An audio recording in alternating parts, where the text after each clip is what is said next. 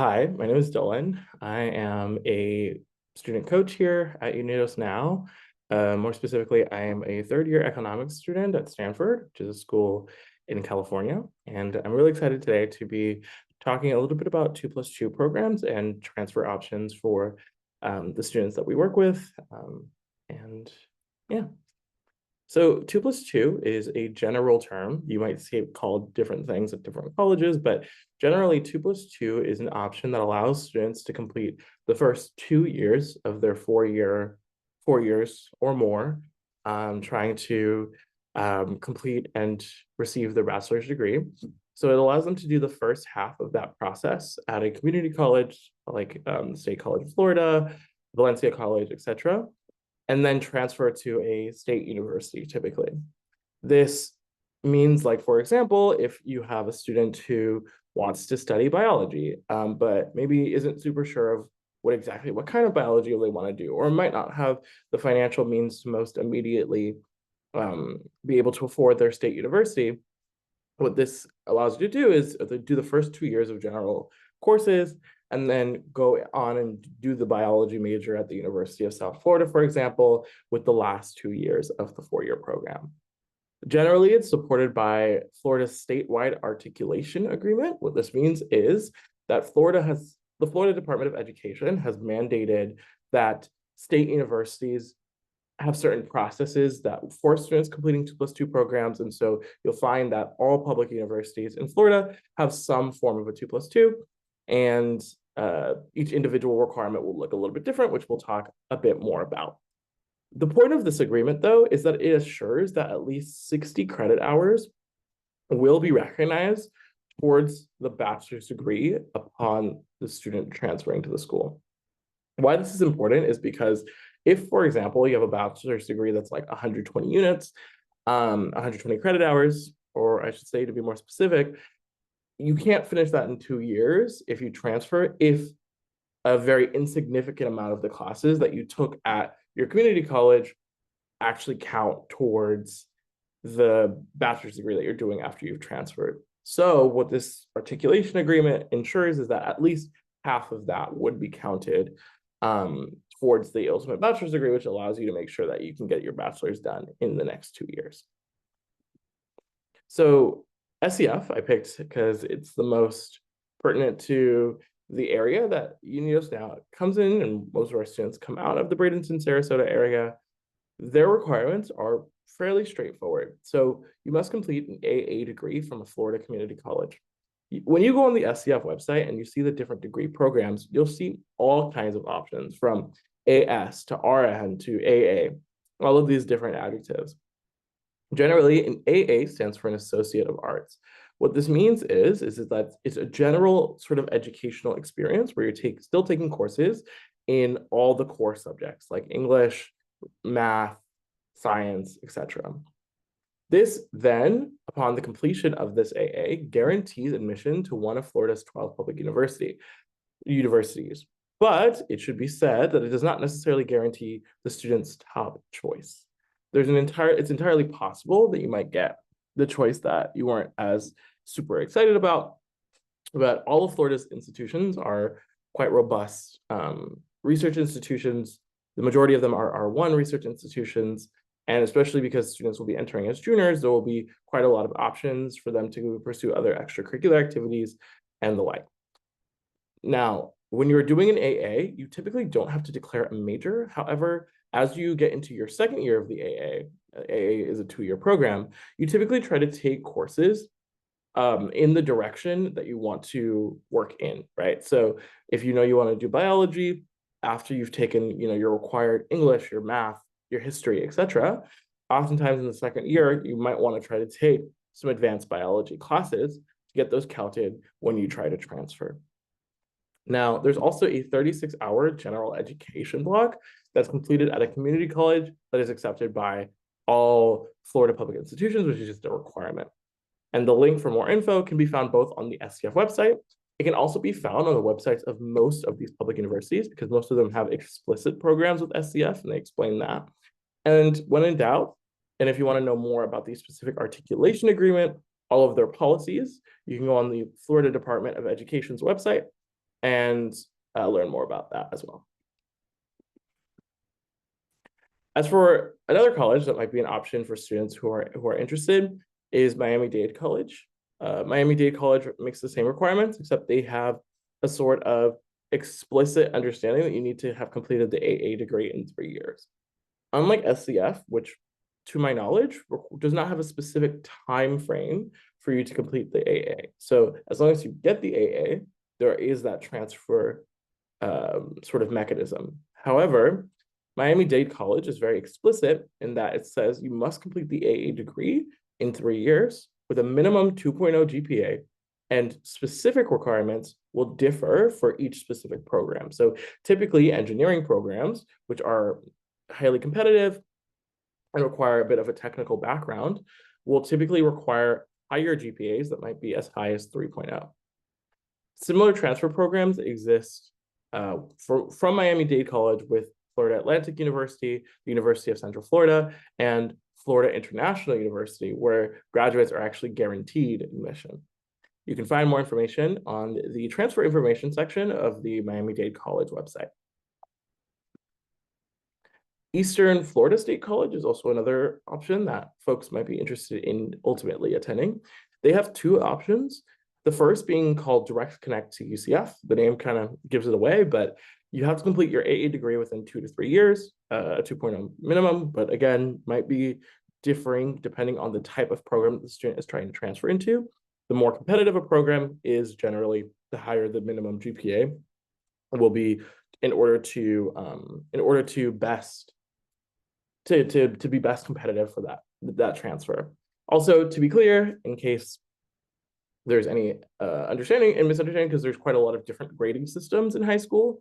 The SCF grading system is pretty similar to the traditional high school grading system, where you have A through D, A's being a 4, 3 being a B being a 3.0, a C being a 2.0, a D being a 1.0, and an F being a 0. So overall, you have to have an average of a 2.0. So that's a C average. You also are guaranteed entry to UCF, including their pathways in College of Engineering and Computer Science. UCF is a really, really great school for your computer science and engineering in general. So that is a really, really great option. And the motivation there is because Eastern Florida State College rates typically are a more cost-effective option for students rather than going straight into University of Central Florida, especially if they aren't able to qualify for some of the state and local level scholarships. There's another option though called the Florida Tech Track. This is a 3.3 minimum GPA for the Smart Track MBA program. Now, what is an MBA? An MBA, very quickly, is a Master's in Business Administration. It is an opportunity for students to learn about how businesses work, how they have strategies, what are their motivations, these sorts of things. It's a great professional degree, and to be able to fast track onto the MBA is an incredible opportunity. And it is open to essentially every major, as well as a resource that you could use in order to support your transfer process is on Florida Shines. They have the Florida Virtual Campus, which offers these critical advising and planning tools. And the link can be found on the transfer services for Eastern Florida State College at the link below. Now, Florida State College at Jacksonville is a little bit further, but I wanted to include it just so students know their options. SCF is not the only community college in the state of Florida, but it might be the most cost-effective given where you are. So they have pretty rigid articulation agreements. So they complete the AA in 2 years, which is the shortest time frame that we've seen thus far, because SCF didn't have an explicit time frame. Miami-Dade College and Eastern Florida College were 3 years, and now FSCJ have a requirement of 2 years. The program-specific GPA requirements, so they don't have one baseline GPA requirement, but they say whatever your GPA requirement for your program is, that is the one that you have to adhere to. You also only have to pay the FSCJ tuition rates before you make the transfer to your university. So a lot more cost effective, as we stated a bit earlier. And the transfer agreements are made with multiple universities, which is incredibly exciting. Most common major offerings, so not every major is offered as for transfer, nor is it always credit efficient to transfer through this specific program, but the most common offerings are business administration, education, hospitality, and nursing. The universities that have articulation agreements with FSCJ include Gallaudet, Capella, Florida State University, the University of Central Florida, FAMU, Florida Gulf Coast University, Florida Atlantic University, the University of Florida, and more. The link for this information can be found here. And essentially, any of these schools, like you could look up the name of the schools, put in transfer services, hit the enter button, and the same results should come up. As for some more SCF information about their specific transfer pathways, they actually have some really, really exciting opportunities. So we already talked a little bit about the general transfer pathway, but I really want to talk about a little bit more about Gator engineering at SCF, because this might be something that is of interest to students, especially those trying to pursue an engineering discipline. UF, for reference, is the biggest public school in the country.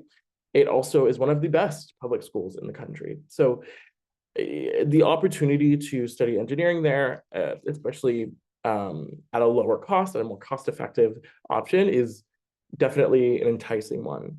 So again, you can transfer to UF after 2 years at SCF. Each engineering program does have very specific requirements. So it would be the responsibility between the coach and the student to ensure that they, one, have a type of engineering in mind, and two, they know the specific requirements that are expected from the University of Florida in order to transfer into that particular type of engineering. Now, this makes sense because while engineering is quite a broad umbrella, each individual engineering major is actually quite different. So the majors include aerospace, computer, and electrical engineering, but you might imagine how the requirements for being someone who works on planes versus computers versus electrical systems might be a little bit different depending on what you're aiming for. The link on Gator Engineering is the first link, and the link to all of their programs, i.e. the SCF signature programs, is the second link. Now, as for some financial aid and scholarships and thinking about how it is that we're going to afford university. So most aid packages are the results of grants, scholarships, and work study programs that are both available at community colleges and universities. So let's just break down those terms really quickly.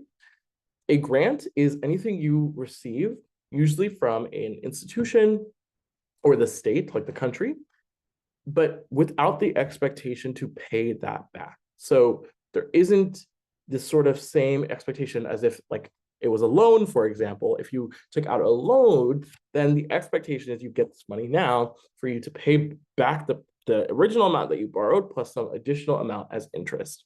But grants don't have that same expectation. Usually grants are not meant to be paid back. The most important grant that most of our students are thinking about is the Pell Grant, which is a grant that comes from the federal government for students who have demonstrated financial need. Scholarships, on the other hand, are usually from individual people or a sort of a family of people who have a lot of money or start sort of like a foundation to support students.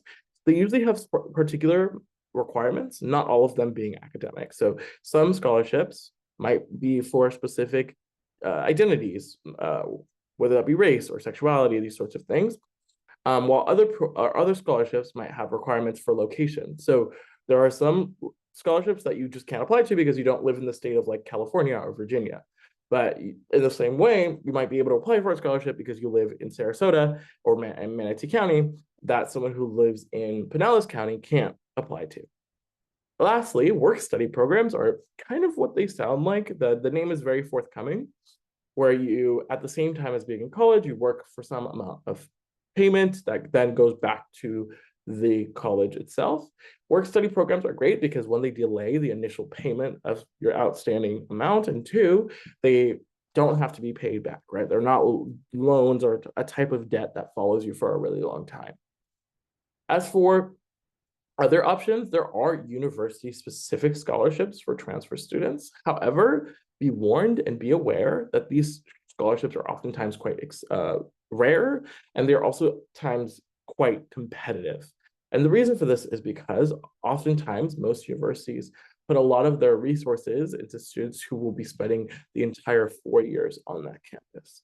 However, there are options, but the student and the coach will need to work quite in advance to identify which of these scholarships they are interested in targeting, the requirements, and how it is to best be competitive for them. Now, as for some general tips, I would say you really should seek out institution-specific advising and support services. While this presentation was a general overview with some institutions mentioned, it should be kept in mind that the overwhelming majority of institutions have very different requirements. And as a result of that, you might think you're preparing for something that, for one thing, but then you actually were preparing for another. So you just want to make sure that you have all of those requirements. As a general tool, though, Florida Shines is really awesome. They have a ton of information. They have a data and class tracking tool that you can use. So a lot of resources on Florida Shines. They also have a financial aid information page, which should, one, reiterate a lot of the information that was in this presentation, but also might have some details about a specific case or a more niched sort of example of financial aid within the state of Florida. Now, all of that was in-state. For students who are interested in being out of state, so if you don't know the logo that I've put on this slide, that's a Trojan. That is the mascot of the University of Southern California in Los Angeles. They are one of the most prestigious universities that has a very, very robust transfer process. In fact, many schools in California have robust transfer processes, like the University of California, Los Angeles, and the University of California, Berkeley. The steps are twofold. One, identify the target universities, right? So the target universities just means which ones do I want? If there's A, B, C, D, and I want A, B, then A, B are my target universities. Then you have to understand what are their specific requirements, like GPA thresholds, prerequisite classes, and specific application materials. Oftentimes when you're applying out of state, you have to complete things like the CSS. You have to complete maybe a university-specific application portal. Like there are other things that you might not be used to when you applied for your community college, because those were things that are normal in Florida, but might not be the norm in a different state. The other thing to keep in mind is that there is no guarantee of transfer. So oftentimes, out-of-state colleges have their own systems for evaluating which classes will transfer and ultimately count towards your bachelor's degree. So just because you took 75 credit hours at SCF, if you transfer to USC, for example, you might only have 40 of your credits transfer, which would mean that maybe you're not a junior. Maybe you actually come in as a sophomore in their second semester, rather than as a junior in their first semester. Another thing to keep in mind is that the transfer application is typically completed either through the university's website, through a separate portal, or through the Common App, which is not something you typically would use if you're applying for one of the community colleges or two-year programs in Florida. And out-of-state institutions have articulation agreements with certain community colleges, but they're oftentimes harder to transfer credit to. And two, typically their articulation agreements are with community college either in-state or with community colleges right by, so like California, Nevada, or Florida and Georgia. They also generally have higher tuition than in-state rates, which is something to bear in mind. Another final thing to think about is the sort of loan and aid packages might look different depending on which kind of college you are interested in looking at. So as a final reminder, and as a final wrap up, 2+2 is an incredible opportunity to spend some time at a community college and then transfer to a robust 4-year institution. It makes no difference on the validity of your bachelor's degree. It doesn't make your bachelor's degree any less effective. It's simply a way to either, one, get a more cost-effective education, two, give yourself some time to be able to explore your major in a lower cost and oftentimes lower stakes situation, academic environment, which can be incredibly helpful for a lot of our students. And three, it also gives you some perspective on what college can look like. College is a lot different from high school. And whether you're a parent and you're seeing how your student is managing very differently than they did in high school, or whether you are the student yourself and realizing that this was not what high school was like at all.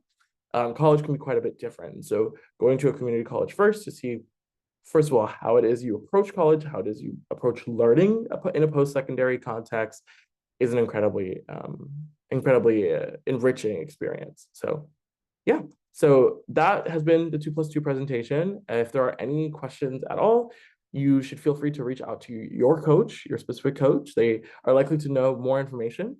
Or if they don't, they can pass on that information to other P folks in Unidos Now to get you as much support as you need. And yeah, thank you so much.